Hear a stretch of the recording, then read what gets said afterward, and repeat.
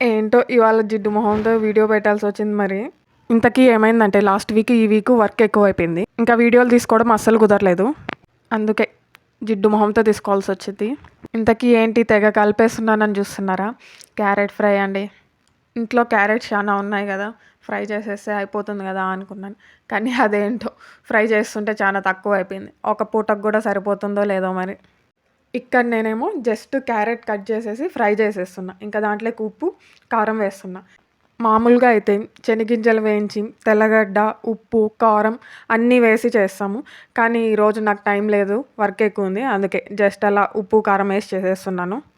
అరే, ఇందాక పెన్నంలో ఉన్న దోశ ఏమైపోయింది? ఏం అవ్వలే, అది నేను ప్లేట్లోకి వేసా. ఇటు సైడ్ ఫ్రై చేసుకుంటూనే అటు సైడ్ దోశ పోసుకుంటున్నా.